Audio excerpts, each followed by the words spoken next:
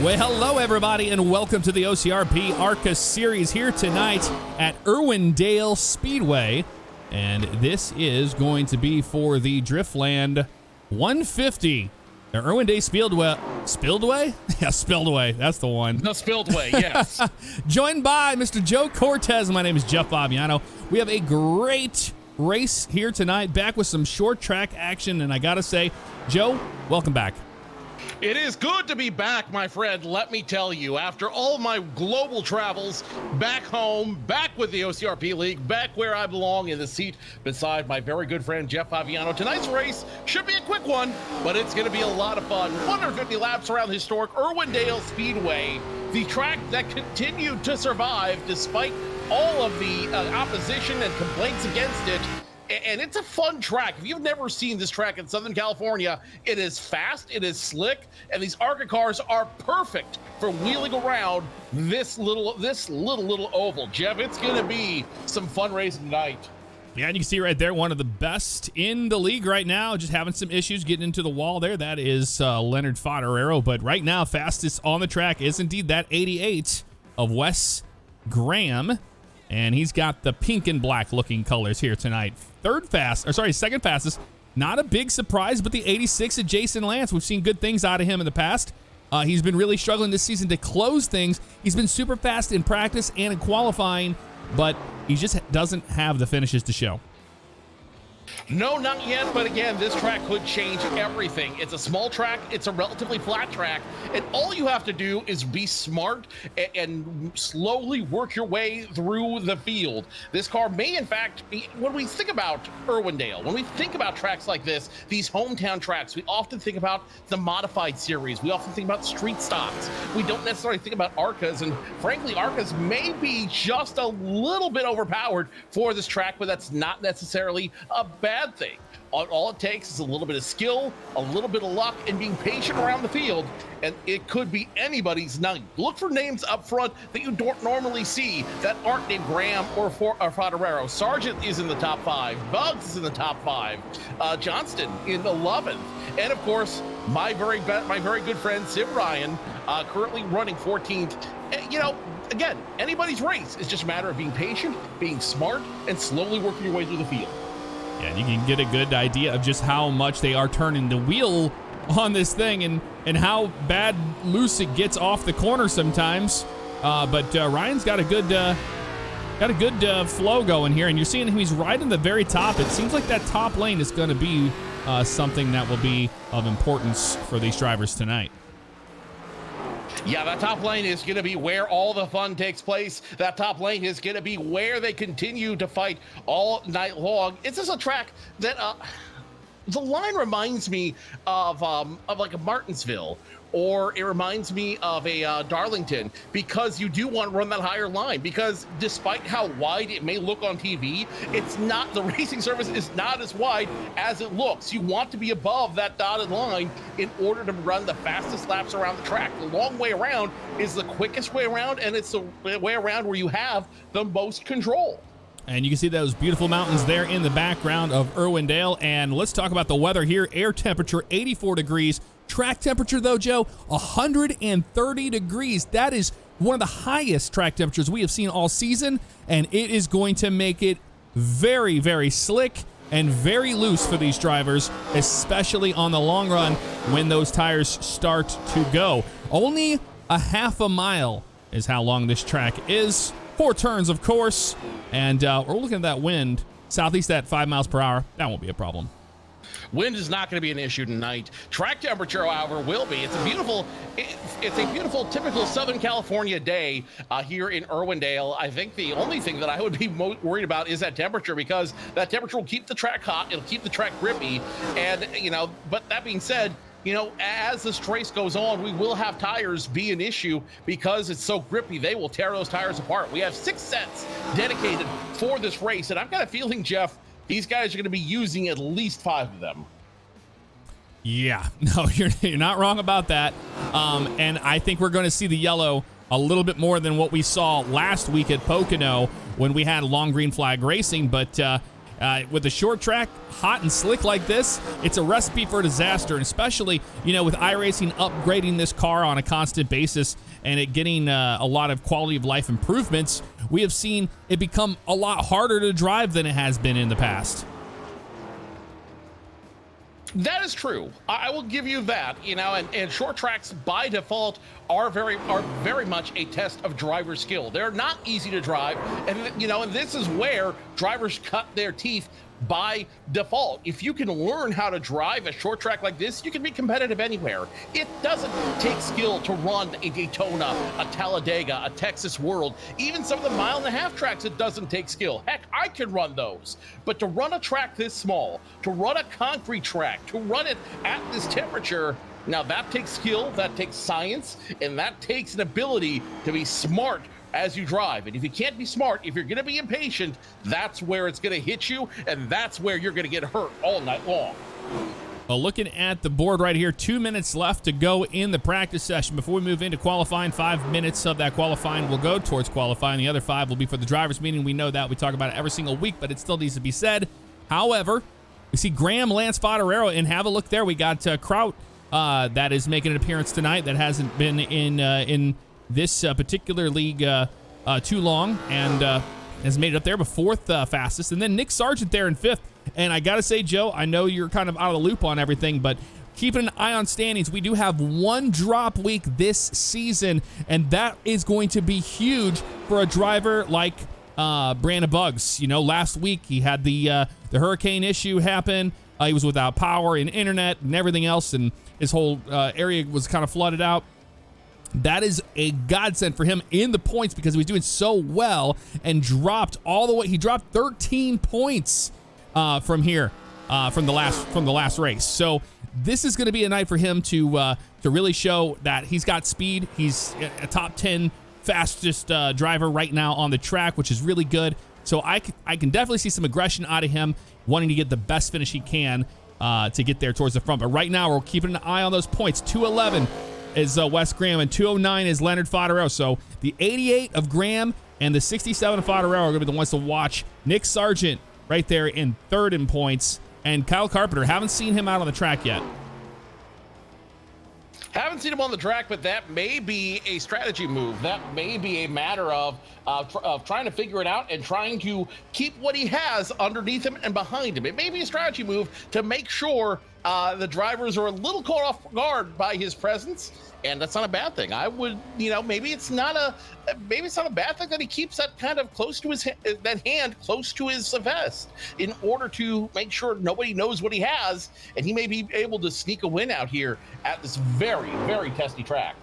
Well, less than 5 seconds here. We're going to go into qualifying. We're going to keep an eye on those points leaders and where they're at right now. We're just almost to the middle of the season, and well, this is time, where you have one throwaway week. That's it. You have one bad race that you can rely on. Either you don't show up for that race or you just have a bad race. But 2, it's going to come down to, starting to push forward to get a championship. And I think it's going to be a lot closer than what we are all realizing here. So sidebar ticker is up here. We're going to see who's out on the track first. Who is it going to be? Well, we see Jason Lance out there, but also going to keep an eye on our guys. And here he is right here, the 88 of Wes Graham coming out on the track right now. Your points leader. And let's follow Wes Graham around as he uses that high line to his advantage. First of 2 qualifying laps coming around this time by. And again, like everyone else, he's going to use that very narrow racing line along the top side, close to the wall, coming into 3 and 4, going to skim somewhere between the wall and that that white line you see to the left of his car. Coming to the start and finish line right now, he will qualify. He will qualify in the pole, beating out Lance Gold. Now Sargent. Oh, wow. Now Sargent beat him. Yeah, Sargent just came out of nowhere there with that run. And how about Rick Evans? There he is right there in the top 10. And also Mitchell Calvin. Mitchell Calvin having an interesting race. And what an incredible race he had last week at Pocono. He had to fight all the way back to make it. And he got like 3 laps back in that race so he could do something with it. Alex Reno out there on the track. Alex Reno, for the first time in a long time, not sporting a colors that has nothing to do with trains or airplanes. The AC Delco machine scrapes the wall, and I think that will be the end of his attempt. Civ Ryan now taking it, and he is a little squirrely, coming off 1 and 2 into 3 and 4. Can he recover? Ooh. No, he's going to get sideways. He's dirt tracks it around 3 and 4. He may still turn into time, but it's not going to be the time he was hoping for.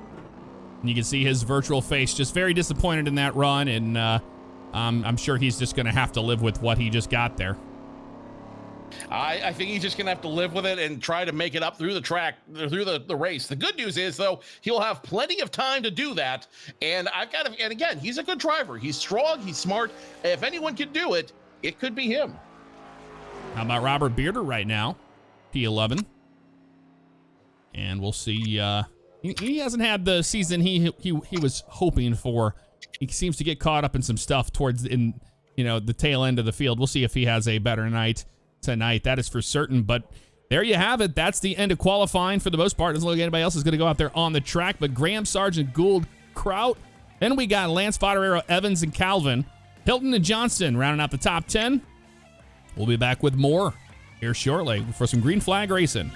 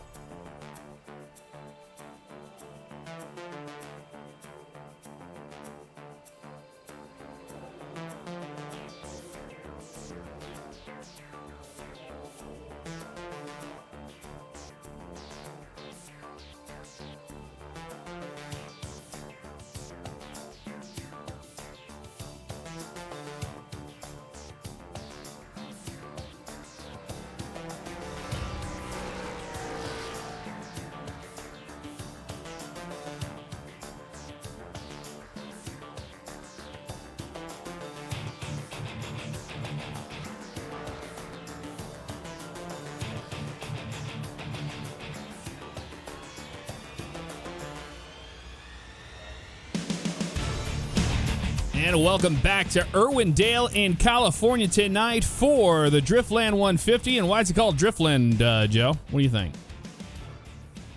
It's actually called, it's also been called the House of Drift and LA's Half Mile Super Speedway. And I think we saw a little bit of why it's called that during the qualifying session, as looks like somebody's doing a reverse Polish victory lap. Yeah, that looked like, yep, that was Bugs. Then also Ryan were out there on the track. The only two cars that were on the track still. And they're just listening to the driver's meeting and driving around in reverse. You know how that goes. It's just another indication to me that tonight's going to be a wild, wild night on many levels, and you love to see it. You truly do. And this is going to be a race of, I think, patience, because these drivers are going to lose patience, because I really believe this race might be a yellow fest, and we haven't had one of those in a while. I wouldn't even say we've had one since last season at Martinsville to this level of what can happen. However, if guys are smart and they take it easy, especially on these cold tires early on in this race, then maybe we'll see some more green flag racing. But apart from that, I think it's going to be very tough to call it. Well, of course, it's going to be very tough to call it. Let's not pretend otherwise. Let's not put in any predictions now before the race starts, because this is going to be an absolute, I'm not going to call it a caution fest. I'm not going to immediately call it a caution fest, but I am going to call it I'm going to call it a very interesting race, and I don't think I have anyone who I favorite for this race. It will be a war of attrition. It will be a war of patience and ability and intelligence. But that being said, again, the driver who has the most patience, who is smart enough to get through, they will be the ones that will ultimately win this race and can ultimately further their chance at winning the whole series if they can be smart here in the House of Drift. Well, less than 3 minutes before we are going to grid up and get underway. They will probably wrap things up here shortly. And I'm sure what they're actually conveying to the drivers is, hey, be patient with the guy in front of you. Remember, it's 130 degrees out there on that track. It's not gonna be easy. Take it easy. Just take it easy. I think that is the number one thing that they have, left to drill into these drivers' heads before they get out there on the track. Patience is a virtue. Patience is absolutely a virtue. It is absolutely what everybody is going to need tonight. 100%, not gonna lie. Everyone's gonna need it. Everyone's gonna exercise it. And unless they're able to do that, we may see the caution fest, and it'll be a lesson real quick. Well, one thing about this particular car is that this is where it shines. On a short track like this is everything. We saw the drivers very upset with not being able to pass at Pocono. The draft really doesn't do a whole lot with these cars, and this is their wheelhouse. And we're going to see the guys that are very good with car control up there towards the front, and then guys that are going to be terrified towards the back to not run into each other, of course. But let's talk about lap traffic, and we're definitely going to see that here tonight if we stay under green for a long time, and that's going to change up the way that you have to navigate the front of the pack. It's a matter of being able to understand and anticipate where the traffic is going, and that's just good skills for any driver, period. That is. Have you ever raced here before in the sim? I have not raced the outer track, but I have raced the figure eight here. Oh, nice. And let me tell you, that is a good time. The last time I raced on this track was probably, I want to say, 4 years ago, back when I was calling the Mid-Atlantic iRacing series for a guy you guys all may know. He runs a little website called timscorner.ca that I'm referring to, the great Tim Terry. After one of their races here at Irwindale, we all took to we all grabbed a Legends car. We all grabbed the Circle 8 or the Figure 8, and we just had some fun tearing up some sheet metal. Very nice. Wait for these guys to get gridded here so we can get things underway with Wes Graham on the pole position, and we'll have that starting lineup for you here shortly. Since it's a short track, we're going to go ahead and start it right now. On the pole, Wes Graham in that 88 tonight. Outside of him in the 48 is Nick Sargent. Row number 2 on the inside is the 14 of Nick Gould. On the outside of him, the 06 of Joseph Kraut.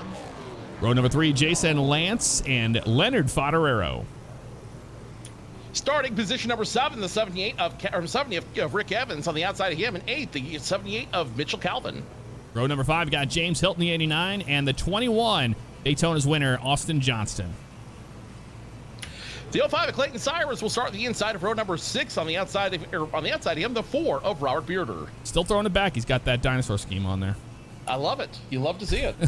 Row number 7, Alex Reno and Civ Ryan. Row number 8 belongs to the 81 of Brandon Buggs and the Stig, apparently. Gonna be driving tonight. I don't think anybody else qualified there towards the back, the other drivers. So that would be Robert Webb, 15. Joe Ogle, and Tyler Thomas did not take a time, and they will start at the tail of the field. Well, I really thought it's always somebody. We're always waiting on one person, and then we get to get going here. But since the track was so short, I wasn't sure if they were going to give us enough time for a starting grid. But instead, here we are, looking like a couple of idiots. Oh, I mean, it's a race. 150 laps, what could possibly go wrong? We'll find a way to kill some time. We do appreciate all of you that are watching on twitch.tv/jfavignano, and also on Favignano Live on YouTube, right here live on Thursdays on the Twitch channel. And we are moving. It looks like we got the lights off on the pace car. Not sure we have 2 pace laps here or only 1.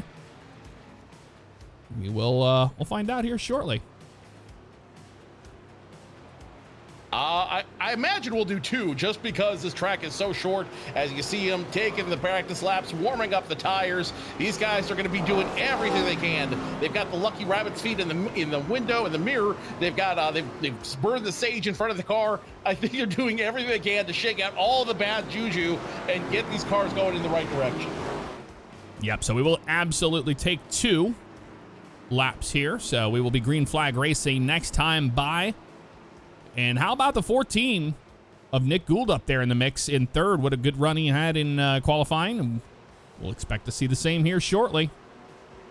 Well, again, the cream of the crop has risen as the pace car makes a hard left turn down pit road. It will be Wes the Mess leading him to the line as we get ready to go green flag racing, one of 150 here at Irwindale Speedway. It's time to go short track racing. The 88 waiting for the green flag. Green flag in the air at Irwindale. Irwindale, not Aaron. Irwindale, you know, it's all the same. Wes the Mess has no problem taking the lead, and right behind him, the Dairy Queen machine is gonna freeze his way, if you will, right into position number 2 as they go 2 by 2 around the track. The 06 and 14, Kraut and Gould now. It's a battle for position number 3. Advantage Gould, but it may not be much of an advantage as he goes low. Looks like the 67 had that momentum on the outside of Gould. Gould just kind of stuck on the bottom. As you can see, the outside lane is the preferred one here, the fastest one, and we're seeing those guys jump into the top there. So on these restarts that we can expect to see later on, that may be a little bit of something to watch for, is who is going to be restarting on the outside versus the inside. And Kraut just clears himself across the nose of the 67 there. Finds a way into the top line, and now we are single file racing with the exception of a driver down there. Did not see which one. Let's follow along with the Blues Clues, number 67 of Leonard Fodoro. He's going to stay in line right behind that 06 of Kraut. Nowhere for him to go except staying in line, working with the rest of the field, and hopefully smartly working his way past, finding a window to start climbing the salmon ladder from the outside. About 113. And 06 is very loose right there. It's going to be a tough position for Leonard Fodoro. He's going to make a quick work around him there. Yep, no problem at all. He'll take it. Sometimes the hard way around is the best way around. He'll make the pass. He will move himself up to position number 3. As now Gould looks like he's having some issues, has to go down low, saving the car, and is back in line with the rest of the field. Score him now in position number 5, a long way from where he started. And what we talked about early on, these guys being patient, and I think that sunk into some of their heads, because I'm seeing patience out here. I'm seeing a lot of guys, some of the guys getting a little more aggressive with each other, but for the most part, everybody got in line. They all jumped up to the top lane, and they're going to ride around here for a little bit. At this point, it's a big bull parade around this track. Everyone being smart, being patient. I don't know what they said during the drivers' meeting. And as soon as I say that, we may have had an incident. No, we did. The got loose again. No, the 67 was completely sideways in turns 1 and 2, and he was able to get it going straight again. That's the save of the night right there. Wow. Fodoro with that. That was insane. I don't want to miss out on all the action on the track here, but man. Incredible save by Fodoro. He will retain position number 3 as Wes Graham just continues to get a huge jump on the rest of the field. Meanwhile, back towards the rear end of this field, round position number 12, the 05 of Cyrus and the 81 of Brandon Buggs fighting back and forth. The liquid death water machine, the Chevrolet, he's got something to prove tonight, and he's slowly starting to work his way up through that field, wanting to get to crush a liquid death in victory lane. Yeah, and he was one of the drivers there. He started in 15th, and he's worked his way up into 12th, so he is making progress forward. But how about that 05 of Clayton Cyrus? He's been showing speed, week after week, and we're seeing good things out of him here at Irwindale so far. Again, it's all about patience. It's all about being respectful drivers, slowly working your way through the field and able to make this race work for you. Don't fight the track, fight the car, and let the car figure out the easiest way around this track. Graham taking a stranglehold on this race so far, up a second and almost a second and a quarter now, almost on Graham and company. Well, yeah, you were just talking about the car control, and that's whenever Graham, he actually got in the wall in turns 3 and 4 there, and you'll see that little bit of damage there to the right of the car from doing that. It's kind of like Darlington. I think everybody's going to find themselves up in the wall at one point. Oh, yeah. Oh, you talk about the Darlington stripe? You're definitely going to have some drivers earning their Irwindale stripe tonight. Very similar concept. You can't run the wall that close without ultimately making contact at one point or another. Let's follow along now with the 21 machine. The 21 of Johnson, he was up the top 5. He's dropped now back to the 8th position, almost outside the top 10. Yeah, he was struggling there for a little while, but it looks like he's starting to catch it just a hair faster than what he had before. Running a 19.6 compared to the 19.1 that Wes Graham's turning there, so about 5/10 difference there between the two drivers. But for the most part, very cool, calm, and collected in their car. Very cool, calm, collected, very, very... I think patient is the word again. Patience is the word we're going to use over and over again tonight, because you have to be patient. You cannot make those moves. You cannot make those quick, unfettered moves. You know. Watching right around here, that's Brandon Buggs on the inside of the 05 of Clayton Cyrus, moving up to that 11th spot, and now he's going to be challenging for the 10th spot, and that's Rick Evans in the 70.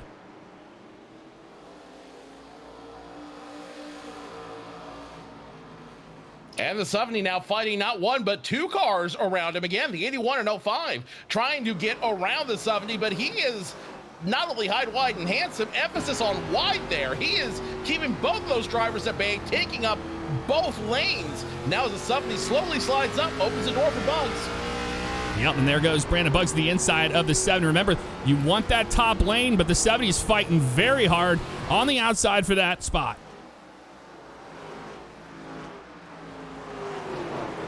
Fighting hard, advantage Buggs as he's going to go under the magic line, and he's going to find a way to get around 70. So Score Evans now in position number 11, and Bay Area Buggs in the top 10 for the first 10 tonight. For the first time tonight. The 05 of Clayton Cyrus found the wall in turns 1 and 2, but how about Civ Ryan? I know he's back here in 15th, but he's caught the field. All the way from 10th to 15th right now is this huge bundle of cars here, and looks like Ryan is starting to push forward a little bit here with a 19.7 on that last run compared to his second place's in the 48, Nick Sargent. So Ryan's not far off the pace. I think he's just being patient. Oh, I think he is being patient. I think he's absolutely being smart. I think he just doesn't want to tip the apple cart right now, as it were. Nick Sargent in the Dairy Queen machine, freezing everyone out from second position back. He's going to be doing everything he can to keep Fodoro behind him, and I think Fodoro is going to play it smart and play it smooth here. He's not going to be one who's going to force the issue. I think ultimately he's going to be the one who will let Sargent get in his own head, make a mistake, and pounce when the time is right. But the question is, with Graham so far ahead, with 2.5 seconds now, is there anybody that can catch him? Yeah, that's a good question, because it's going to take a caution for that to happen. Oh, hitting the 67, getting squarely off of 2. Definitely going to throw it down underneath the 48, try to come up a little bit more. He's not going to have that momentum that the outside lane will give, and he will maintain in the 3rd spot right now. But it looks like the 67 is kind of hunting around, finding a new line compared to the 48. But I liked what we saw out of Sargent there in turns 3 and 4. He moves up to take the lane away from the 67 because that's where the 67 is so fast. But he drops down and runs about in the middle section of 1 and 2. Well, I say that, and then it's the other way around. That was for position. Brandon Buggs moving up into the 9th spot over Mitchell Calvin. And how about that 91? That's his Robert Webb running in P11. Good run for him tonight. So Graham, Sargent, Fodoro, Kraut, Lance, your top 5 right now. Gould, Johnson, Bearder, Buggs, and Calvin rounding out your top 10. So far, not a whole lot of changes throughout the field. Definitely no changes up front. Graham running away lap 27, but still plenty of racing left to go. We have not seen even the beginning of this race. This is just smart racing by everybody, letting the the clock turn, letting everything go by, and letting everybody, figure out where they shake down their car and figure out where they want to be. So not a bad move, not a bad start. Definitely not the caution fest we were predicting. No, not at all. Hopefully, I just didn't give it the jinx, the announcer's jinx. No, great racing right here for second with Sargent in the 67. And look at how much faster Sargent is in turns 3 and 4 than the 67 of Fodoro. But Fodoro is so much faster in 1 and 2. It's been kind of a back and forth. And look at the 48 in the wall. Earning that stripe, earning that Irwindale stripe, like we talked about. Fodoro made him make the move, and now we've got a caution on the field. Yep, the 22 of Alex Reno's around. We'll find out what happened here shortly, but that's going to stack everybody back up. And Joe, can you say everybody going to pit road? Because I'm sure they will. I'm going to make sure that we see this before that happens. Looks like it was off a turn number 4, 3 wide racing, Rick Evans. And you got the 12 of Civ Ryan in the middle there, and the 22 just 3 wide on a track like this. That's going to be tough to pull off, and we can see why that happened.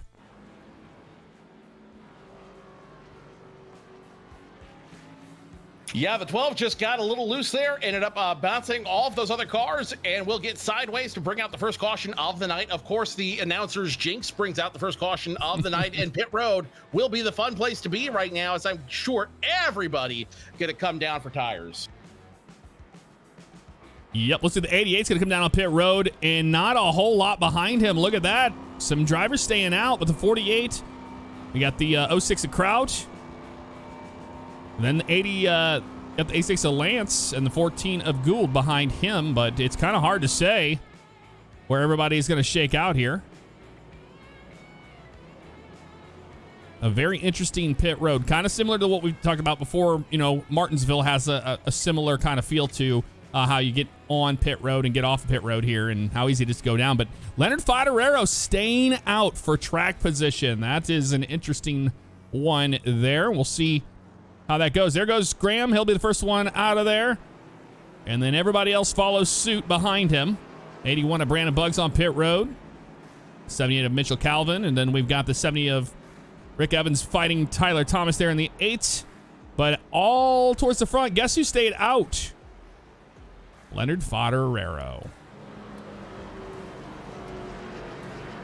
So Leonard Fodoro stays out, which I don't find it interesting per se. This is definitely a move Fodoro makes. Remember, he is known for his aggressive moves throughout the entire field. He is known for being aggressive. You know, that being said, I don't know how much I like this move. It does put him on a different pace than everybody else. But that being said, it also gives him all 6 sets of tires underneath him in case things get pear-shaped later on in the race. This is definitely a gamble, but it's what Leonard Fodoro is known for and what he does best. Well, look here. I mean, you got these guys that did not take tires, but Wes did take tires. He's going to be restarting on the top lane, the preferred lane right behind the 67. I don't agree with not coming down pit road unless, you know, he really thinks that he's going to be able to get a good stellar restart here. Pace car's down and away. Green flag racing next time here. And Fodoro will elect to start on the outside, which I think we saw that coming. I think we knew, everybody knew that the Blues Clues Chevrolet Impala would start on that outside. Here we go, down to racing, green flag flies, and the Blues Clues looking for that clue, down and away, gone on the rest of the field of these all these Chevy Super Sports. I quote myself. The Impala Super Sport. And there he is right there, Leonard Fodoro maintaining pace on the 88, but man, the 88's there, and he's got to do everything he can right now, and he's going to challenge for the lead right here.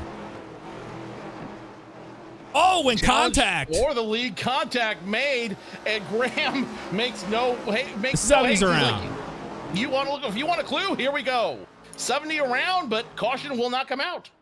Yep, Rick Evans in that 70 car, not getting a caution right now, but back up front, Wes Graham takes that position away from Fodoro, and I like to see that kind of aggression on a restart, especially when you have fresh tires. You can't allow the guy that did not come down on pit road to hold you up, and that's what kind of was happening right there. And I see the 48 getting a little impatient here. I think impatience is going to start coming out now. Although, again, it shouldn't. Now is not the time to be impatient. Now is not the time to make moves as we ride along the 48 Dairy Queen Chevy Supersport of Nick Sargent. He's going to try to make a move around Fodoro, and with newer tires in Fodoro, it is going to happen very, very easily. Remember, this track is hot tonight. It's going to wear down those tires. They're going to have some marbling as it goes along, and the more marbling you get on those slicks, the harder it's going to be to control. So you'll lose some speed, and ultimately you'll go backwards. So I don't know. Again, now you're seeing the gamble starting to hurt Fodorero, but he may be playing checkers or chess when everyone's playing checkers. I don't know. Let's see if the gamble pays off. Knowing Fodorero and how he is as a driver, I could see him being okay dropping back to like 5th or 6th, and then by then he's expecting another caution. So he's going to play it in that kind of wheelhouse there. Going to do everything he can to hold everybody off of those positions and make them work for it. However, I think there's a lot of strategy here that we're not giving credit to the 67, because it sounds crazy to not come down a pit road, but man, I mean, if any driver knows what they're doing, it's definitely him. 100% agreed. Now, you start to see the cream rise to the top. You're starting to see the smart drivers work their way around this track. Graham is just an expert at everything. I really am shocked that Graham has not made more of a serious move for the Coca-Cola iRacing series, because he is that good of a driver. He could make it if he really wanted to. Sargent is still in the mix, still a second and a quarter away, so don't count him out just yet. Fodorero, Kraut, Gould, your top 5. Again, now is the time for patience, Jeff. Now is not the time to make any moves, as the 78 now goes on the inside. Yeah, Mitchell Calvin around there. That might bring the caution out here, although, yep, there is the yellow flag right there. And this is what, I'm sure Fodorero wanted to see some more laps before that actually took place, but he can't be upset about it, that's for certain. He was falling pretty hard. Yeah, no, that was definitely a hard lick. Let's go back around here and see what happened as he almost makes contact with that concrete barrier. Coming off the turn, it looks like he just hits the accelerator too early, and that's going to get him sideways coming off turn number 4 across the start finish line, and he barely avoids making contact with that barrier. Oh no, he does make a little bit of contact with that concrete barrier in front of him, separating the inner and outer rings. So second caution of the night, and it will belong to the 78. So that shook everything out, but you know what? It's a learning experience now. These guys that, hey, staying out, is that going to work? Maybe not. But if this continues to go in the direction that it is, well, here you go. It worked out in his favor because they're all on pit road.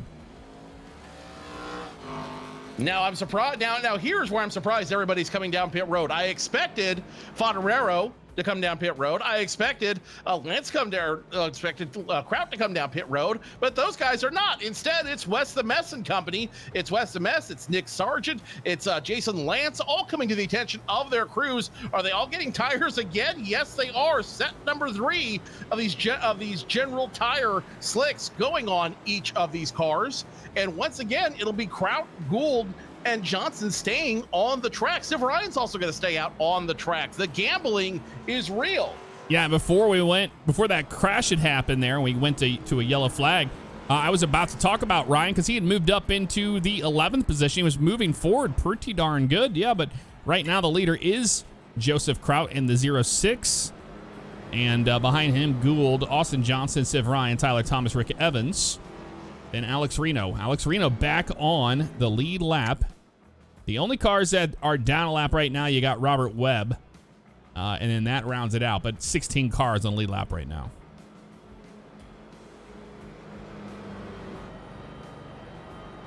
So 16 cars out on the lead lap, on lap 49 of 150, about a third of the way through here on the field. And once again, the field a little bit jumbled up as everybody now electing to take a different pit schedule. I think the guys who came down pit road earlier as the lights go off, they're on the short runs, and the guys who did not come down pit road, they're hoping for a little bit longer run. They're hoping for maybe to hold off the people behind them with a longer caution period, but we'll see. We will see how everything goes. Pace car down the pit road, and we're back to racing. Yep, and this is going to be down to track position versus tires, and we're going to see if that works out. I'm waiting for the 14 here to, and there goes the 06. 14 spun the tires in front of the field. They jumble up quite a bit here. Crowd starts walking away. And we got the 88 sideways. Hang on to it. There he goes. Gets it going straight again. We're staying green. 3 wide. Now, what were you saying about saving the night? Yeah. Well, there you have it. How about Sid Ryan to the outside of the 14 at Gould? He's taking the second spot away. The Gamer Sups. Yes, I finally learned how to pronounce it. The Gamer Subs machine of Sid Ryan now in position number 2, hunting down the Sargento cheese machine of Kraut. Let's see if how long it'll take for Ryan to try to figure out how to get around him. I know he is looking to avoid the clown show tonight. And the 81 of Brandon Buggs up in the mix right there in front of him is Leonard Fodoro and company.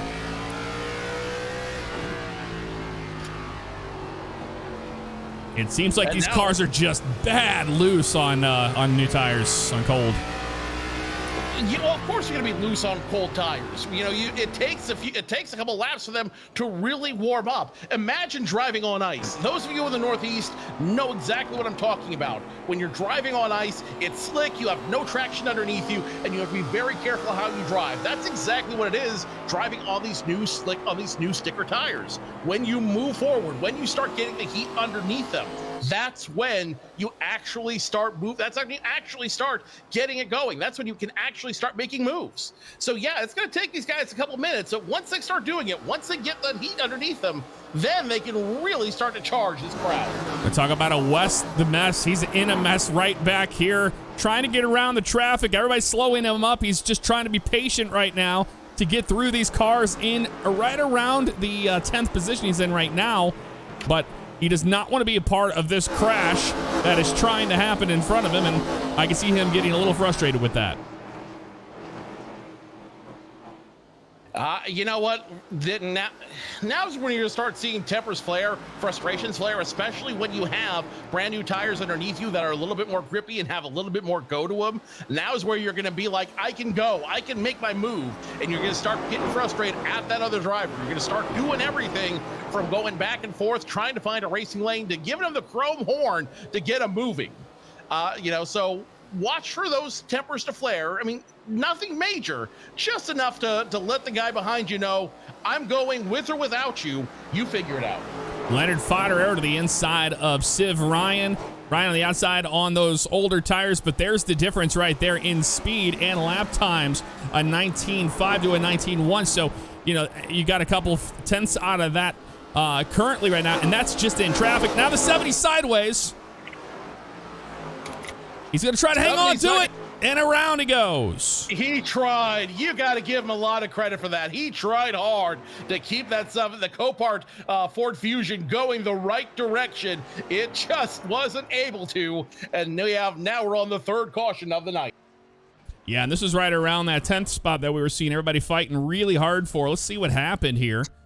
I saw this having getting sideways there, but this was a bad situation to begin with. He checks up. The 88 has to check up really hard here. Gets in the back end of him. Not really a lot he could do. And I saw the whole lap before this one. The same thing happened on the top there. So very hard for drivers to get used to your, your braking zones when they're inconsistent like that, and you haven't been racing around them. So I can see the reason why that unfolded there, unfortunately. But we're back out of caution. You think we're going to see these guys come down pit road? I do. Not the ones that were just on pit road, but these guys in the front, like the 06. Well, I don't know. Maybe he'll stay out. Pit road is open, and now it is open for business, and the 06 will lead them down. Kraut, Fodoro, Civ Ryan, all coming to the attention of their crews. It will also be, looks the only one that's going to stay out is the 48 of Nick Sargent, and it looks like he's going to have a couple other guys who are on different pit sequence as well, but now the 06, the 67, the 14, first time we're seeing them down pit road here for the night. Yeah, and this is interesting to me because we saw the 67 on pit road here, and even Wes Graham. I think that that tires really, really matter a lot more than what we think. And keep in mind, it's a short track, only 150 laps here. It's going to go fast. I told you, despite the caution flags, this half-mile track will go by fast. This half-mile race will go by quickly, and these guys are not going to mess around whatsoever. These guys are going to be racing as hard as they can for all 150 laps. They'll race smart, but they will also race hard, and that in of itself is not a bad thing. I was watching right there, the 88 of Wes Graham. He took 2 tires. He did not take 4. He was the only one that was in a box for, he had an 8.1 second stop there compared to the others. So he was the only one that I saw that took 2 tires. So maybe he's going to try something here to get track position. But how about up front? Nick Sargent back there again. Then we have Brandon Buggs, James Helton, Jason Lance, Mitchell Calvin, Clayton Cyrus, Joseph Kraut, Leonard Fodoro. Then we have Alex Reno and Wes Graham rounding out the top 10. We will have the lights off on the pace car this time so we'll be green flag racing next time. And it's going to be interesting. Man, these restarts have been crazy so far. These restarts have been a lot of fun. These restarts are the reason why you should be watching the OCRP iRacing League tonight.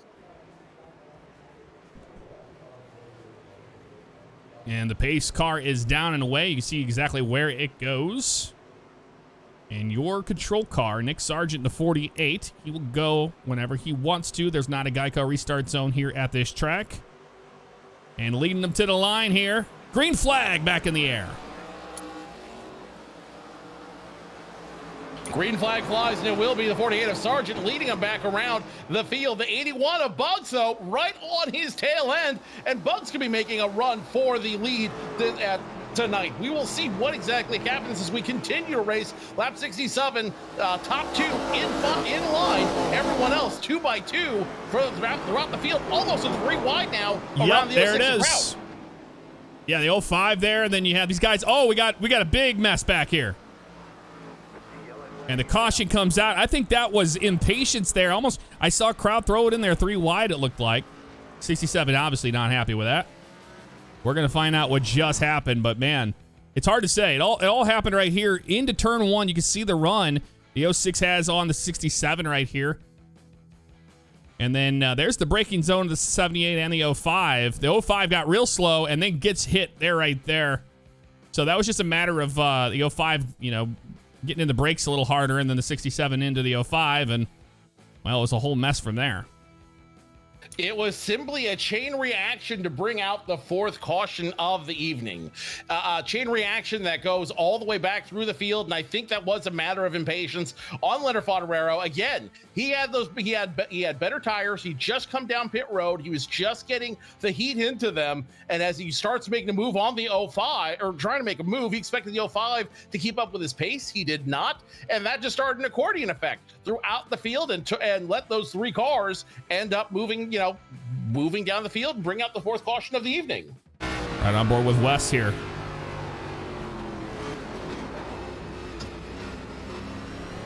Not a lot you can do when you're just in a line, No, but it was a smart move by Wes just to let it happen, try to stay away from it, try to avoid it, and just simply let it take place in his windshield. Smart driving by him, but now we're gonna have some of those drivers gonna come back down pit road to get another set of General Tire slicks on their car. The 3rd one, I believe.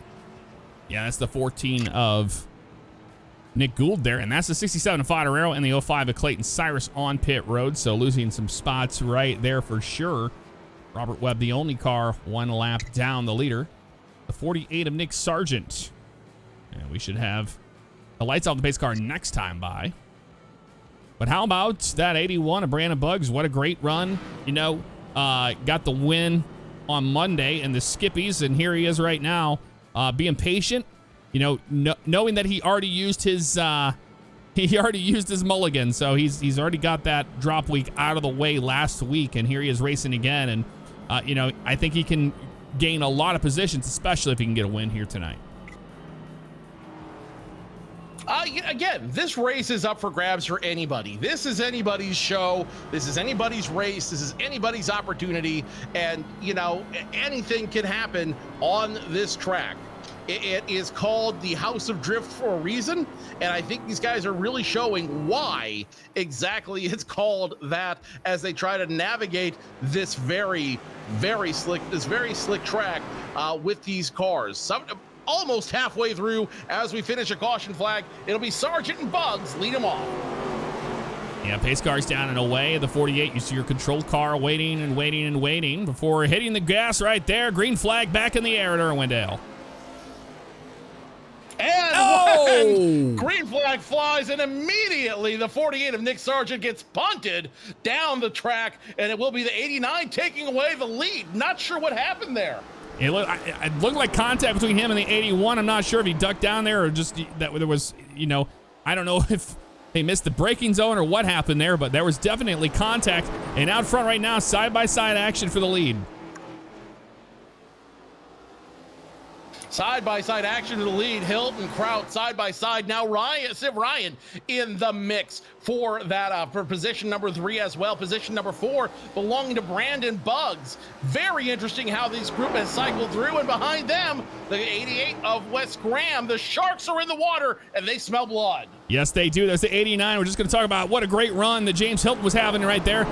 I think he felt like he was getting crowded by the 06 a little bit there. Gave him a little shot into the passenger side there, but now they're going to figure that out. But here comes that 12 of Civ Ryan. What a great run he's got on the 06 coming off of turn 2. Into turn number 2, Kraut, Ryan, and now side by side, the 88 of Graham, the 81 of Bugs. They are fighting tooth and nail for that position, but Graham has the advantage on the high line. He will pass him this time around, move him up to position number 3, and I don't think he's done hunting, Jeff. Nope, everybody else is figuring out to get back into single file all the way around this track as of right now. Not a whole lot of side-by-side action, but right back here there is. And that's the 70-67. You got Fodoro, and he's on a mission right now. He is on a mission. He wants to take back the lead and get the win here at the fastest half-mile super speedway in Los Angeles. Now let's follow along with Leonard Fodoro for a moment. The 67, who was involved in that last incident, he is now position number 6, and he's looking. He wants to make some moves as we ride along with Civ Ryan here in the 12 Gamersup's Chevrolet Super Sport. He's slowly making his move, but he's being patient. He's letting Kraut dictate his line and ultimately slowly work their way through the field. Yeah, he's just being real patient here and smooth on the wheel. You can see the smoothness out of that 12 compared to some of the guys that are just having a rough time with this car and track. You know, these guys are making the most of what they can out of this little half-mile super speedway, doing the best they can, having a lot of fun doing it. And again, after that last incident with Fodoro, I think everyone's kind of learned their lesson. You cannot force the issue. You cannot push your way up. You cannot slice your way out of this field, and you can't apply that chrome horn without expecting something crazy to happen. Graham gets around the outside of Ryan. He is now position number 2. And Jeff, do you hear the Jaws theme? Because I'm hearing it in my headset as Wes Graham start to sock the 06 of Crouch. Yep, and then the 67 of Fodoro up there as well. And these two love to race each other hard, but I can tell you what, they're having a blast doing it and trying to give each other as much room as possible. But I mean, the groove is the top of the track of the caution flies. But the groove is on the top of the track. Caution number 5 on the field tonight. I'm not exactly sure where it happened. Oh, we're going to try to find out. Right around the 14th spot here. I thought I saw red in here. I see there it is right here. Yep. Looks like Rick Evans is giving it too much gas off of turn number 4 there. Tries to catch it right off the nose of the 21 and gets turned. And that brought the caution out right on the front stretch. The 70 goes around in the spin cycle for the second time. The Copart.com Ford Fusion will go back around. I believe that's the second caution he's involved in. 5th total tonight. And now the question is, who dares come down pit road? For whom does the pit crew toll? I think everybody's coming. I think you have to. Everybody? Oh, yeah. Well, there might be a few brave souls out there for the track position, but outside of that, not really. Let's see how it goes down as the 06 of Kraut will lead them down in the Sargento cheese machine. He will lead down Bugs. He will lead down Ryan. He will lead down Graham. And it looks like basically everybody with a pulse and 4 tires underneath him will come down pit road. Yep, a couple people that were going to stay out there. One of the ones right now we're keeping an eye on is right around that 7th. I've been watching Jason Lance. You know, he's slowly but surely going forward. And there's the 06 right there, maybe taking a 2-tire stop. The 88 taking 4. Everybody else just taking 4. 48 still on pit road. Not a good stop for the 48 after that last incident. And we'll see. The 70's on pit road now of Rick Evans. He was the leader. And now I think that's going to be Alex Reno. We'll take over that position from him. That is correct. The AC Delco machine, the AC Delco Chevy Supersport of Alex Reno will inherit the lead. I think he was one of the brave ones who elected not to go down pit road. Yeah, we saw the 06 there. I'm seeing right now, he had a box time of 13.9. He just had a great pit stop. That was nobody taking 2 tires on that last stop. That was everybody taking 4 in fuel. Yeah, no, that was just, you just had the fastest. Well, actually not the fastest. Wes Graham with a 13.6 on his stop. So it pretty dang near perfect, I got to say. And then Austin Johnston and Mitchell Calvin equally had good stops. So effectively, Reno was effectively the only driver on the lead lap not to come down pit road. There may have been others who elected not to get their laps back, but now the $64,000 question is, can Reno keep the lead with so much talent behind him? Only one way to find out. Green flag flies over Irwindale Speedway and Event Center, and we are back to green flag racing on lap 89. And good job by Alex Reno to maintain his lane on the top there, and got a great restart. Here comes the 67, looking to the outside of the 06. The 06 charging forward a little bit there, but behind them you've got Wes Graham and Brandon Bugs. Caution flies. Looks like it's Rick Evans or Robert Webb, one of those two. I saw them red. Let me find out what happened. Something just happened here. There it was. That was the 91. As we say often, cautions breed cautions, and it was the 91. No, it was Sargent. It was Sargent getting a little bit impatient, expecting that Texas Havoline Impala Supersport to go with him to keep pace. He did not. Might have lost a gear there. Might have slipped a gear, and the 05 is going to go for a ride. You know, we've seen that happen a lot tonight with the 05. I just think that he's got a different, braking zone, or something's different about his corner entry than a lot of these guys that are being impatient with it and learning it. And he's been just kind of getting run over a lot.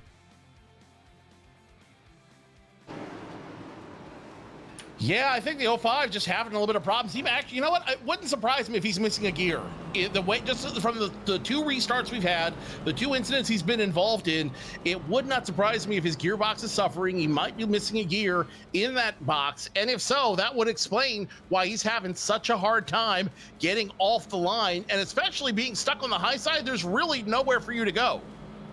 There is not. And you see how tight it is between, the two. You see where the dotted lines are. That's the racing groove up there, not even next to it, and definitely not below it. So anything above that is what you're trying to fight for, and it's just not a whole lot of room up there to go side by side into a corner. Lights off on the base car. Will be one to go this time. He'll be coming down on pit road, and the 22 will be your control car. And what a great job Reno did on that last restart. Let's see if we can do it again. If anyone can do it, it is the talented aviator Alexander Reno, who can make that work. He will be your control car as we go back to green flag racing one more time on lap number 94. 5th caution flag period over. We're back to green flag racing here in Irwindale. And another great job by Alex Reno. Jumps out there nice and clean. Right behind him, he needs these guys to be fighting as hard as possible. And that we got the 21 around. I think the caution's going to come out now. Cautions breed cautions. We've said that before. We'll say it again. And once again, cautions will breed cautions. The 21 gets around. It looks like he had a little bit of help back there. Yeah, we're going to see right here. The 14 of Gould gets in the wall. And then just, it's kind of hard to say right here. He came down just a little bit right there. Yeah, into the 21, and then, well, that was pretty much over from there. Good job hanging on to it and getting it just stopped. But Bearder and the 78 of Mitchell Calvin will be involved as well. Let's see if we can get a better view on what happened right here. See the 14 in the wall. And the 4 comes down into the 21 here, but we just keep getting a bad angle right there. Let's see if we can get a better shot. There you go. And then they make contact. Well, we're only going to know what happened if we just ride on board with a 4. So we're going to ride on board with Robert Bearder. See what he saw. Let's ride on board.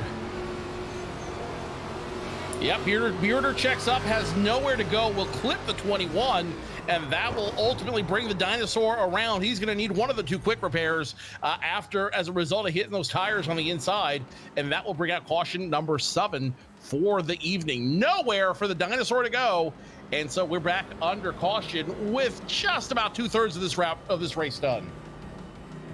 Yep, time is running out, and guys that are playing the long game here, like the 22 here, taking those risks for a track position, that could work out into a great top 5 finish for him. But keep an eye on that 12 car. I've been watching him on these restarts. He's starting to get more aggressive, but he's also got a lot of speed on these restarts as well. So I think it's just going to come down to pure aggression to take away that lane, that top lane, and that's all the guys that are restarting on the bottom fighting to get up there. Of course, he would have all the big drivers right behind him. He'd be having everybody fighting for that position, trying to get back into green flag racing. They know time is running out, and they know there's only one way for them to go in this race, and that is forward. They don't have the liberty of waiting now. If you're going to go racing, now is the time to do it.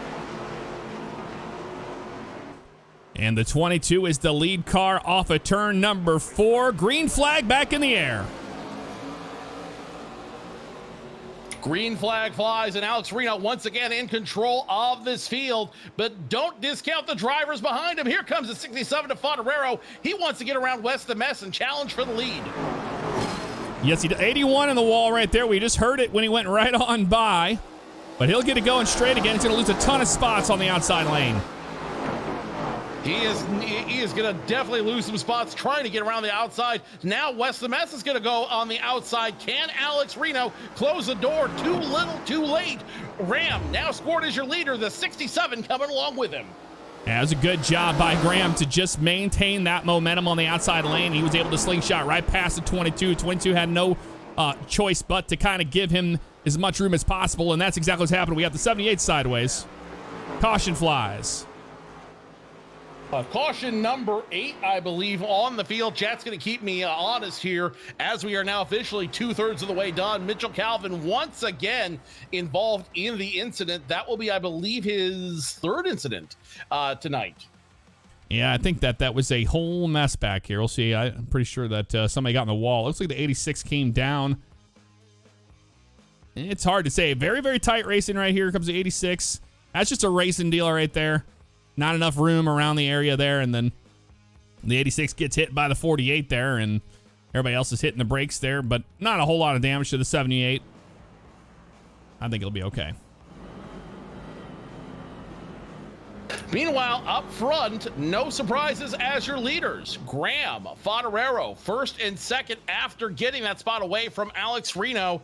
And Alex Reno could be heading backwards even further because, number 1, he's on older tires, got a little marbling on him. Not a great thing for steak, not a great thing for rubbers. And number 2, he's going to have a lot of very talented drivers still fighting behind him, like Kraut, like Ryan, like Gould. All going to be trying to get a position around him. Oh, plus, let's not forget that Reno also is going to be starting on the low side, never where you want to be. 2 cars coming down pit road, the aforementioned 78 and the 81 of Brandon Buggs. Yeah, Brandon Buggs got into the wall off of turn 4, in turn 3, and drug it all the way through 4 and lost so many positions when that happened. And he's going to come down here, get a fast repair probably, and just get the car going.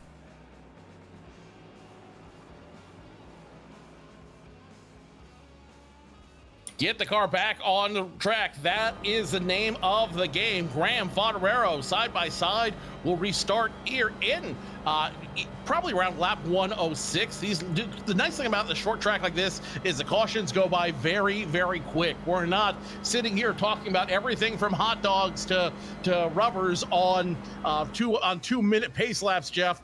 They're able to get cleaned up, get what they need, and get back on the track, which is part of the fun of green flag racing. It's what I love about short track racing is that you have these real fast turnarounds on the cautions. Pace car down and away. Control car, the 88 of Wes Graham, the 67. We start on the bottom right here, and the 06 right there gets a little bit of a bump, but a good start by the 88's going to try to catapult himself up front. The 88 may waste no time catapulting himself up front, back towards the back, though. We have a battle now for position number looks like position number 5 and 6. The Icy Machine, the 86 of Jason Lance, under fire from the 12. The Gamer Subs Machine of Civ Ryan. Side by side they go. Lance will be forced to give the position as he goes high into the wall. Advantage Ryan. Can he start moving up the field? We got the yellow out. Looks like Nick Sargent around and some more cars. So, Joe, we were talking about this becoming a caution fest. Didn't happen in the beginning. A lot of good green flag racing, but now, I mean, I really think it is just down to patience, and everybody's getting tired of, the way people are chopping their nose and all that, and you just run out of that. Hey, you can only do that so many times to me before I'm going to lift. Unless the 89 just loose in front of the field. Well, I think he may have had a little bit of help from the 48 of Nick Sargent getting loose and getting spun around there.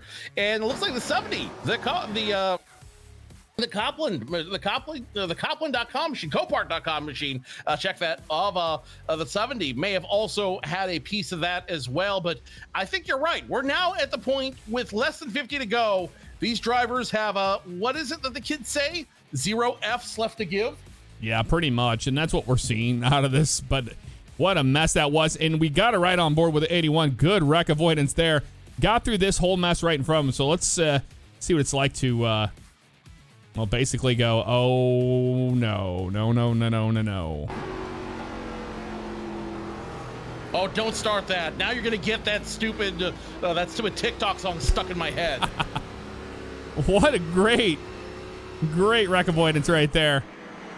He's got damage on the right side of the car, but that's not because I thought he took a fast repair. He did not take a fast repair that last time by, so he only came down on pit road and got new tires. That was it.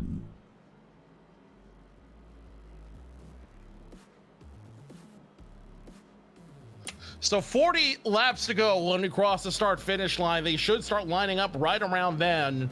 No surprise, Graham, Fodoro, Kraut, your top 3. Alex Reno still hanging on in position number 4, but look right behind him. Gould, Ryan, Lance Thomas, Johnson, and Bugs, your top 10. It's way too early to predict who's going to win, but Graham and Fodoro have to be odds-on favorites, right? Oh, yeah, and it's going to be an interesting restart here where they know time's running out. And it's a matter of these guys racing each other on the restarts compared to all the crashes that have been happening in the back. But I'm going to let you take the call here, Joe. Green flag flies here at Irwindale one more time, running lap 111, 40 to go officially. Wes the Mess asking the question, do you believe in miracles? Watching Joseph Kraut here to the inside of the 12 of Ryan. Ryan maintaining that momentum on the outside, doing a really good job. Once he got up here in the top 5, he's been able to hang on to that. A lot of speed out of that driver tonight. A lot of speed out of a lot of these drivers, and again, you got to give the hard charger award to Alex Reno. He called his shot, he called his space, he knows exactly where he wants to be, and he is just doing everything he can to make it work, to make that position work, and start driving all around.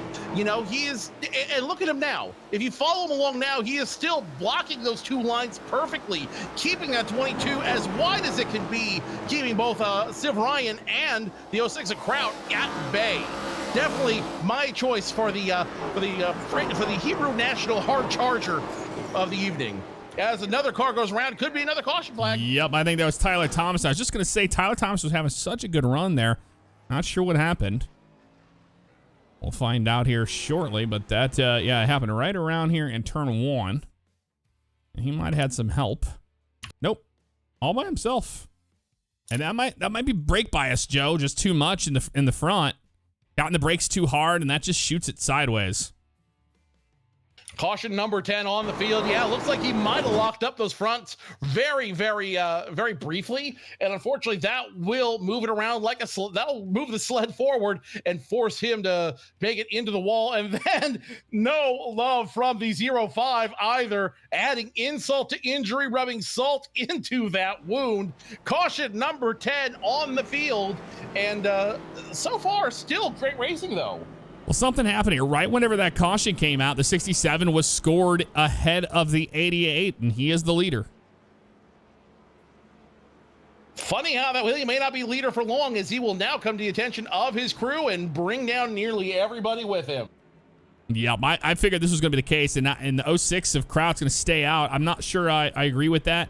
You got a lot more racing to go, and I know these guys, you know, in your head, say you're coming down on pit road, you're like, come on, man, don't be the guy that's going to stay on old stuff and you're going to spin the tires, do something like that.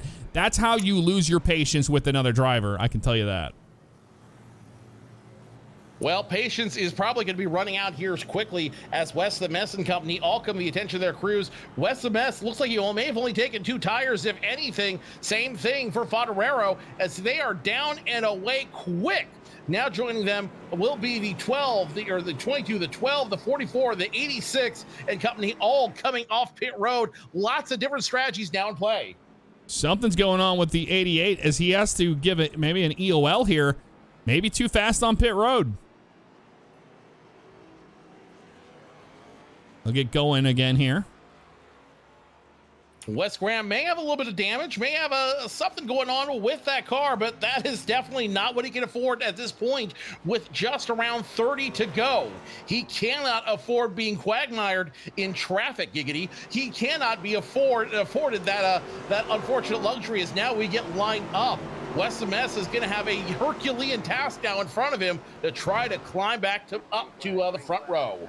Green flag back in the air. Joseph Kraut out front. And the 81 of Brandon Buggs right behind him, finding single file right out of the gate. You're going to see the difference here between the guys as the caution comes out.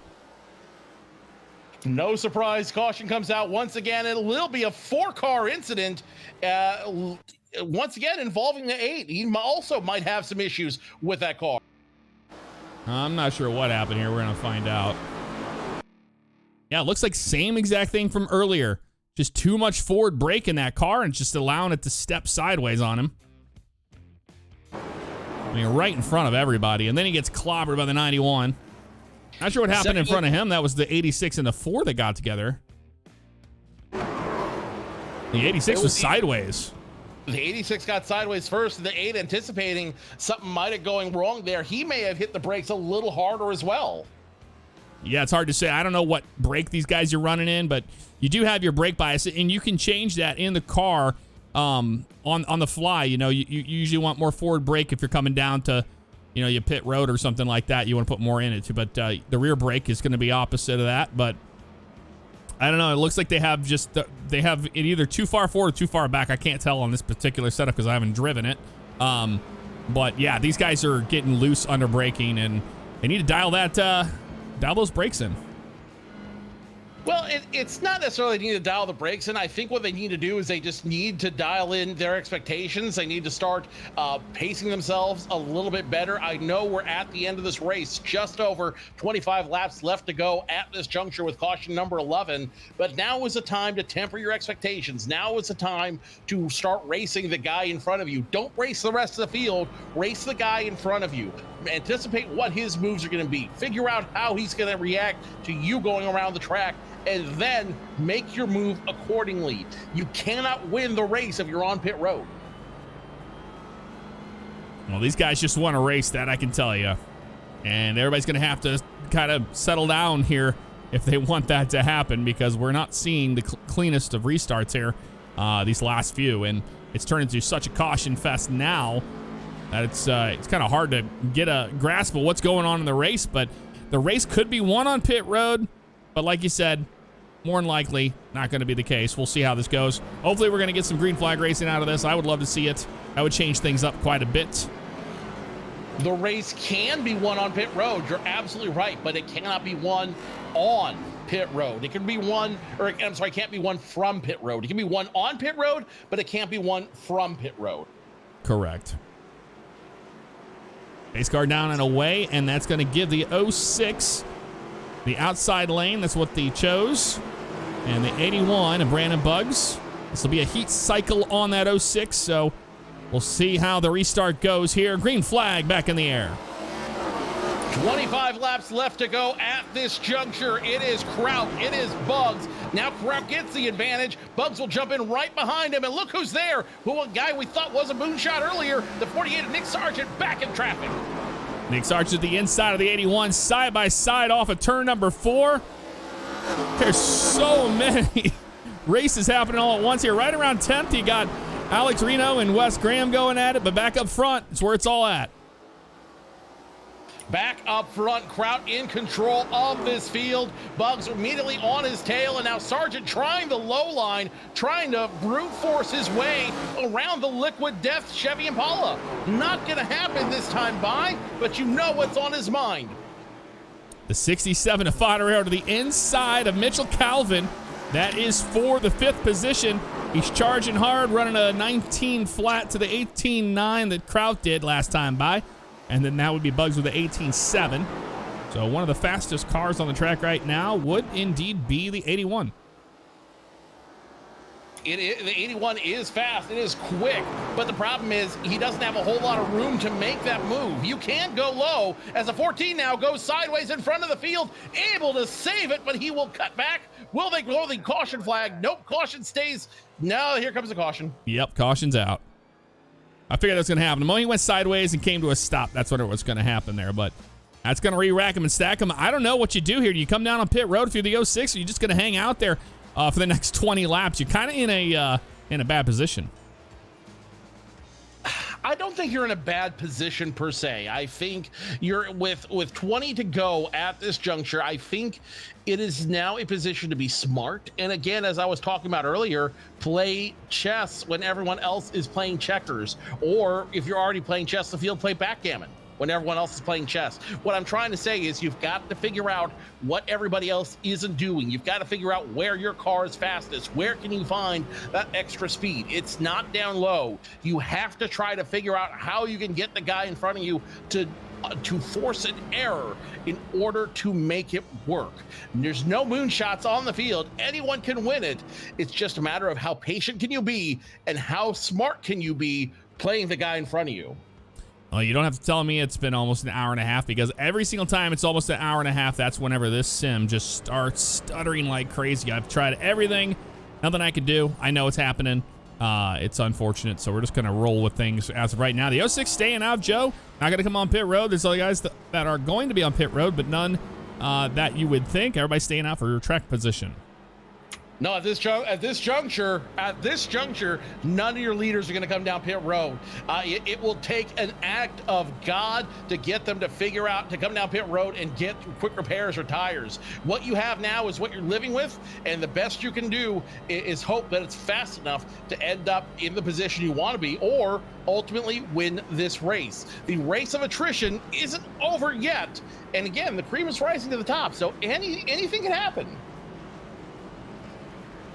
I really don't know, because if we had 10 more laps on our tires and everything here, then it'd be a different way to try to figure this one out. But I don't think we've seen the last caution. I really hope we were going to have a green flag run there for a little bit, but we just haven't. And this is going to come down to short run speed and what you can do on these restarts. That's really what we're seeing here.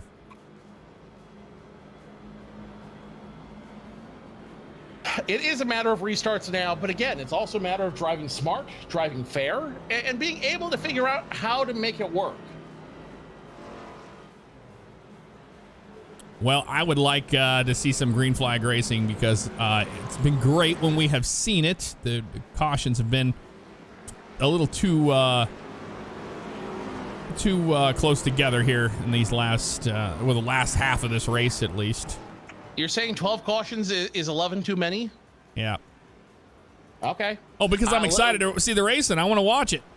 Come on, guys. Put on a show. There goes the pace car. 15 to go when we hit the start-finish line, Jeff. You know what to do. Yes, sir. And the green flag is in the air. The 06 spins the tires. The 81 to the outside. And the 81 has the preferred line, and look who's right behind him. The Blues Clues car trying to give a clue to Bay Area. Oh, the 06 now they get sideways. Turns like him. Pool balls. They go scattered everywhere. Caution will come out. Wow. The 06 just got loose under the 81 and came up into him right here. You could see just a bad situation. He was already sideways there, and then there's not really a lot he could do right there. I think he might have had a little help from the 48. Yep, 48 gets into him right there. Yeah, and that got him loose. Nick Sargent, God bless him. He wanted that position bad. He wanted to make that pass on the turn. He just got impatient, and they were racing for the same exact piece of real estate. And unfortunately, that just clipped the 06 of Kraut. Got to the 81. The Liquid Death Machine may have killed his chances at the win here tonight, and an accordion effect throughout the field. Just a bad racing incident. Yeah, it's really unfortunate. You'd hate to see that. Fodoro, it will be the leader as of right now, and Sargent behind him. And James Helton won out in the track position games there, and he'll be restarting in the 3rd spot. And how about Mitchell Calvin?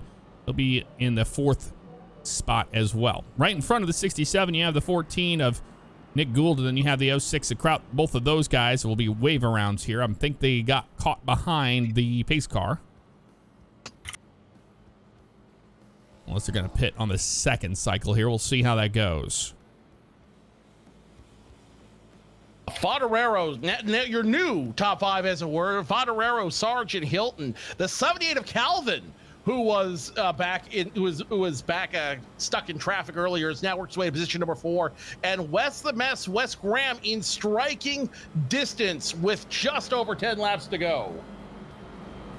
It's going to be really hard for these guys to fight the 67 as the leader on the outside lane. But I didn't know what was going to happen 5 laps ago, so it's hard to say. Anything can happen at this juncture. Lights will go out this time by with 10 to go. We'll be back to Green Flag Racing with 9 to go, as Fodorero will be the leader, and I guarantee you he will take that outside line, and Sargent will be forced to figure out how hard he wants to challenge Sargent for the lead. Who could benefit from this? You have Hilton, Calvin, Graham, Siv Ryan all behind him. So really, my eyes right now on this restart are going to be on the 48 Dairy Queen Chevy of Nick Sargent. What is he going to do, and how hard is he going to push Fodorero, and how well will that benefit all the guys behind him? Well, let's find out, because there goes the pace car down and away to 67 on the outside. It's your control car here, and he will waste no time. I am certain of that. There he goes. Green flag back in the air. Green flag back in the air, and Sargent is going to be safe this time with 10 to go at this juncture. He's going to trail way behind, slowly trying to make Fodorero make that mistake and make his move then. He's going to try about a half lane lower. He'll get him on his tail, but he's got a lot of people fighting behind him for position number 3. 2x2, and they're wrecking behind the 86 of Lance around. Caution flies. Ooh, the icy machine just got iced out of the field as he will go spinning into the infield, and that will bring out caution number, what is it, chat? 15? 14. I lost count, and that's not a good thing. When you start losing count, it reminds you of the Martinsville races, and I did not want to see that. But oh, you did not. You did not invoke the unholy name of that track that shall not be named. Yeah, let's in the 91 of Robert Webb just up in the wall there, getting slowed up, and nowhere for the 86 to really go there, and got the worst end of it, that's for certain. Definitely got the worst end of it. Not how he wanted to end his night, which will effectively end his night, as we should come back to Green Flag Racing at around lap 147, which would give us 4 to go. We give us 4 to go, and now the 48 of Nick Sargent having some connection issues, so that's not going well for him right now, trying to maintain pace to keep that spot, and looks like he will. The internet's going to be more fair to him right there. Leonard Fodoro, the leader, and we'll show you where everybody is as of right now before we take the green flag. Leonard Fodoro in first right now, behind him Nick Sargent. Then you have Mitchell Calvin in that 78. The breast cancer awareness Fanatec Chevy. Then James Helton, Civ Ryan, Wes Graham in the 6th position. 7th is Austin Johnston. 8th is Alex Reno. 9th to Rick Evans on pit. Oh, sorry. 9th is Rick Evans right there. There he goes. Something got really screwed up there as Kraut was on pit road there. And then round out the top 10, Robert Webb in the 91. We just saw him in the wall there. This is going to prolong the caution just a little bit longer here as some drivers are able to get down on pit road, but now we'll be 2x2, lights off on the pace car. So we will go back to green flag racing officially, or going back to green flag racing.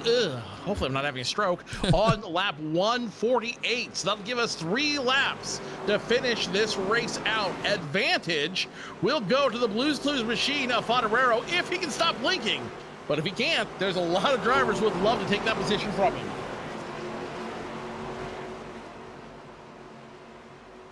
The 67 holding him off right now, but there he goes. Green flag once again in the air. We're going to see if we can finish this thing out here. Fodoro, great jump on the field. Sargent trying to keep pace with him, not able to do so. Can he? He's only got 2 more chances around this half mile to make that move. No, so far so good for Fodoro. That Blues Clues machine giving everybody a clue on the track. Yeah, we'll see if Nick Sargent could do anything, but I think just so many cautions coming out, it's just really hurt his chance. He needs to have a little bit more time under the green flag to try to get to the back bumper of Fodoro. It's going to be tough. Oh, it's gonna be tough all over. He's only got 1 half mile left to do it. White flag on the field. Fodoro on the back stretch. Can he make the move? Can he hold on? Looks like he will as they come around. Oh, they make contact! And the 48 to the front! The 48's gonna win! Sargent with the win puts a 67 in the wall off of 4. That is incredible! What an incredible finish! I think he just had to do a full send right there, try to do everything he could, and Sargent, they made contact there, try to get going. Helton gets the 2nd out of that. We're gonna go back and we gotta see what happened there, but Nick Sargent, I don't see him at all. Did he just he might have disconnected. Maybe he's not going to celebrate. Jeff, call the Irwindale police man. as we just watched an assassination attempt. I don't think that's the case at all. Yeah, I see a lot of guys just kind of just insta dropped there, so it's really hard to follow along what just happened. But yeah, you saw where. This is why I don't like when guys just rage quit, because it screws us in the broadcast booth. We can't get a proper replay of what happened in the last lap. I'm going to do the best I can with what I've got here with James Helton. I think we might have something here. Yep, on the roll bar cam.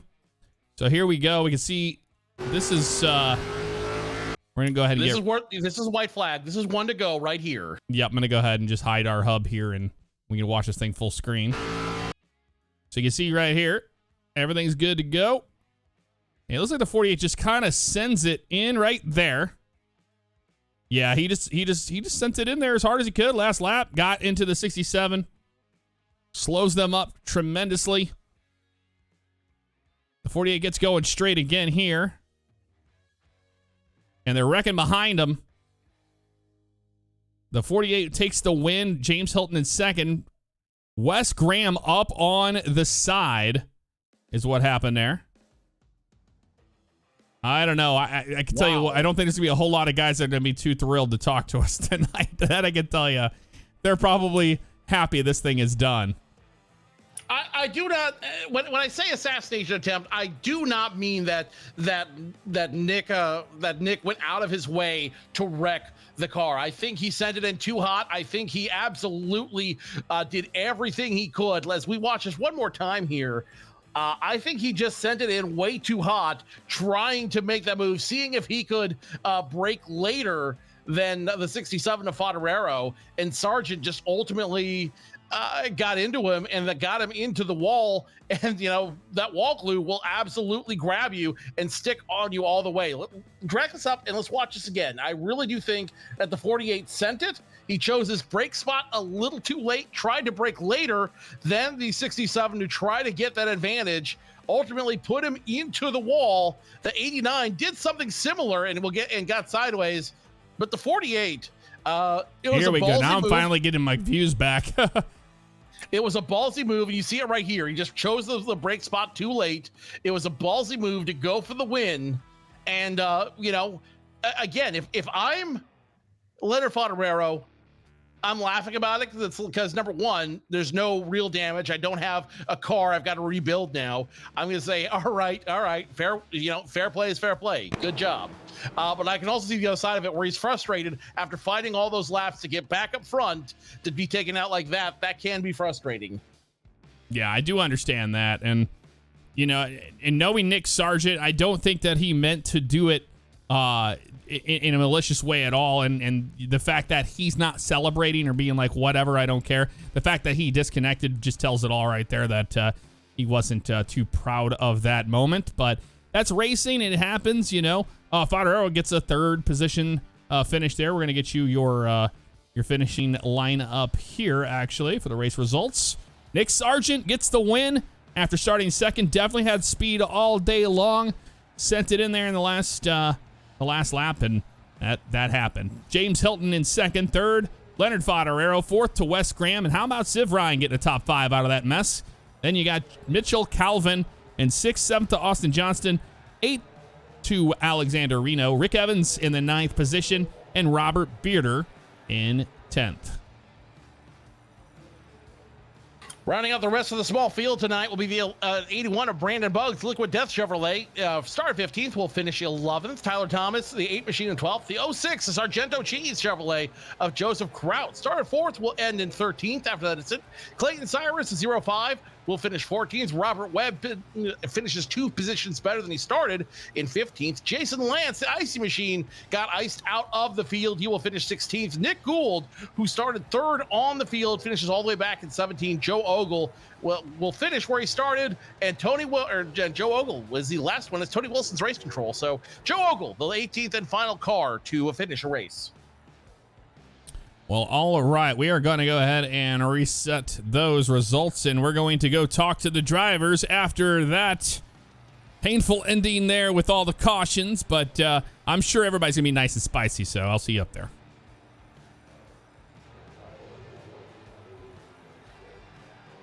All right, and what a finish we just saw right there. We got to talk to the 48. Nick Sargent, you get the win. I know you're saying, hey, I want to be disqualified. It's racing. Things happen. What was going on there in the last lap? To begin with, going into this, I was just having a horrible day, so I probably shouldn't have even raced to begin with. I just, at the end there, you can only finish second so many times and not get any wins and watch the same guy win every single week. I meant to drive it in, and I meant to try to get his bumper. I didn't want to do what I did. I really don't want to win like that. I would like to be EOL'd or disqualified, but that's, I guess, not really up to me. They go, yeah, you started second. You had speed all night, and then you got caught up in all that mess in the back and all that. What changed in the first half of the race to the second? I honestly, I can't even remember. I think there was one of the spins that I had, and just kind of after that, I was just kind of like, I'm done giving, and I'm just gonna be more aggressive. I don't know. Well, there you have it. I probably made a lot of people mad tonight, and I apologize for that. But I don't know. All I can do is apologize. There you go. You heard from Nick Sargent right there. The current winner right now says that he doesn't want the win, but it's just racing. So, in my opinion. But moving on, got to talk to Leonard Fodoro. I know that's not the finish you were hoping for. You squeeze out in third right there, but man, it looked really, really tough to be stuck on the bottom there. But you made that work so many times. I didn't really know what worked. I didn't really get much practice with this track. I just knew it was going to be more or less the top line all the way around. You could, on guys that have older tires, you can push them to the top and go lower, and you can get a better drive off the turn because they would try to get the gas before you and get loose. But it wouldn't work with people with fresh tires or the same amount of laps on the tires like you. So I didn't bother even trying to make a move unless somebody got in the wall, which I think the 88 did a couple times and some other people. But yeah, I mean, it was a good race. 50-50 on the finish because it is his first win, and I'm happy for him like that. But I didn't expect to get pile driving to the wall. So I mean, I kind of get it, but at the same time, it's racing and short track, and sometimes people let the tempers get the best of them, but for me, I'm not going to let it this time because that's short track, and it's just going to happen. And I'm not upset about it. I still came out of here, P3, like you said. So I still, I believe, gained a point in the championship standings, and it's just about being consistent from now on. Absolutely, and there you have it right there. That was Leonard Fodoro, starts sixth, had the lead right there towards the end before that last lap crash on the white, and will finish in the third spot. Getting overshadowed big time is the 89 of James Helton. James, you had one heck of a drive tonight. You showed that you had speed with some of the best of them on these restarts. We saw the games that you had to play on the restarts as well as everybody coming down on pit road. How important were tires, and where did you find all the speed tonight? Yeah, I mean, the tires were everything. It's all based on like flipping strategy to be different. Got shuffled out a few different times from my own doing, and that put me off strategy, which was basically how I got to where I was in the track, which is awesome. Always love short track racing. It's always like a flip of a coin to see if you can make it through an incident. And tonight I just got lucky and got through all the incidents. So yeah, super great. I had a blast, and excited for next week. There you go. James Helton started 9th and will finish in the 2nd spot. Joe? Well, let's see. Who haven't we talked to? I don't believe talked to the 88 of Wes Graham, finishing 4th tonight. And I know 4th is not the ideal position where you want to start after starting on the pole. What happened mid-race? We saw you had that incident where you had to you slowed off coming off pit road. What happened in that incident? What caused you to go back towards the end of the field? I had a pit road violation. I exited a closed pit. Yeah, it was a race. At least I didn't have to wreck nobody to get 4th on that one. I don't know. This is probably the last time y'all see me. So I appreciate y'all. I appreciate everything y'all done for the broadcast, and appreciate y'all for the league. Hope y'all have a good one. I'm sick of this. I mean, I'm over it. Okay, Wes Graham airing some grievances out there. Let's go ahead and go over to number 12. My buddy, my personal friend, Civ Ryan, finishing 5th out there. I don't know that I'd call this a clown show, Ryan, but it definitely was a wild time in the field. I had fun. I had no expectation I was going to finish where I did. I think he was Jason. Sorry again for hitting you. I got loose there out of the one corner, and I smacked you down on when you're below me there. So sorry again, man. But I had a good race, and I had fun out there, and it was it's fun going into a race when the bar is set very, very low, and so you can be pleasantly surprised like this. But I saw a lot of good racing out there. I had a lot of good racing with a bunch of guys too wide, and I had fun. That's thoughts from the guy finishing 5th place, Civ Ryan, in the Gamer Sups Chevy Impala Super Sport. Jeff, let's get to their meeting. What do you say? You got it. Let you guys get to it. Yeah, no.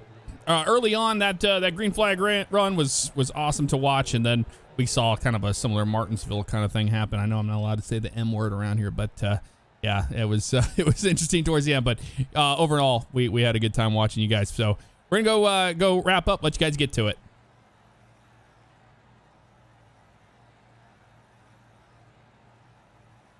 Tensions very high, disagreements, but all in all, Joe, it's pixels.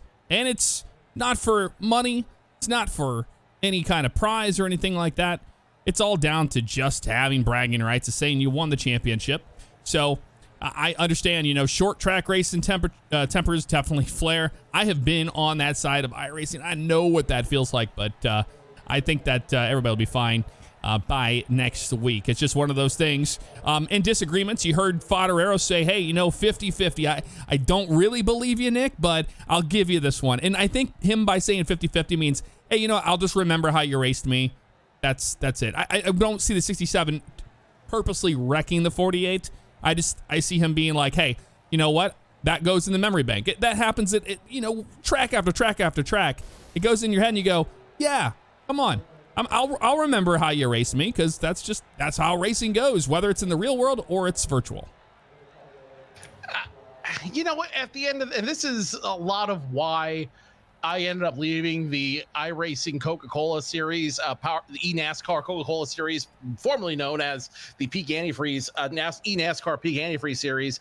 It's part of the reason why I left gaming in general, because although there are real emotions. Don't get me wrong. There are real emotions that go into it. There are a lot of real feelings that go into it. But at the end of the day, when everything is said and done, this is still lights and wires in a box. This is what we do to escape, to suspend disbelief for what time is it now? 10:30. So for 2.5 hours, suspend disbelief, tell terrible jokes on Twitch, try to get people to pay us with their brand sponsorships. But ultimately, we do this to have fun. We do this for the community. We do this for each other. And most importantly, we do this to get away from the crazy mundane that is our lives from time to time. At the end of the day, it's simply lights and wires in the box. And if you take it too seriously, it will drive you crazy. So leaving Irwindale, the one thing that I would offer is never go to bed angry over pixels. Remember why you do it, enjoy why you do it, have fun, and if it isn't fun anymore, that's okay. It's okay to take a break, it's okay to walk away, and it's okay to find something that does bring you joy at the end of the day. That's a beautiful way of putting it. And, this season speaks for itself. We haven't seen that kind of aggression come out of some of these drivers. I really think it's just short track tempers, flaring to a certain point where they just get frustrated. But we don't see this kind of rivalry. We don't see this kind of like aggression coming out very often. But when it does happen, it's entertaining. It was fun to watch. We saw these guys racing each other extremely hard at the, door-to-door beating. One thing that's really cool about the new iRacing damage model is that the cars can lean on each other a lot more than they could in the past.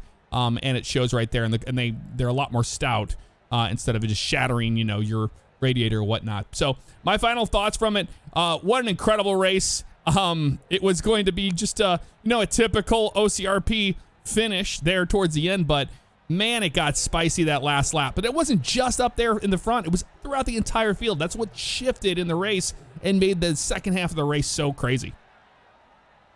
It did, and again, for those watching at home, that's not a bad thing. It's not a bad thing that it gets crazy. It's not a bad thing that you end up having a wreck for the win, or you end up having a little bit of rubbing and racing for the win. That's not a bad thing. Remember, as we talked about, Jeff, there are no cars here that have to go back on haulers and get repaired. There are no points. There's no payouts that anybody missed. There's no crews that aren't going to be able to go home and not take a little bit of a bonus with them for all their hard work. there's nothing wrong with dramatic finishes. There's nothing wrong with rubbing back and forth. And there's nothing wrong with trading virtual paint. That's what brings the people in. That's what keeps the community fun. And most importantly, as I think anyone in chat will attest tonight, that's what keeps them excited and going in these races. So, you know, whatever happens throughout the week, life goes on. But I do know one thing. Next week, Jeff, you and I will be back in this booth, back to entertain and back to call another great OCRP community race here on Twitch. Absolutely. That's going to do it for us tonight at Irwindale. What an incredible run that was. Nick Sargent gets the win, and it's going to be close on points when we come back next week, and that will be at what track? That's going to be at the, let me look. Let me have a look-see here. That will be Michigan, 100 laps. Ooh, yeah, plenty of room to get around that track. That'll do it for me and Mr. Joe Cortez. Joe, thanks as always. We'll see you guys next week. Take care.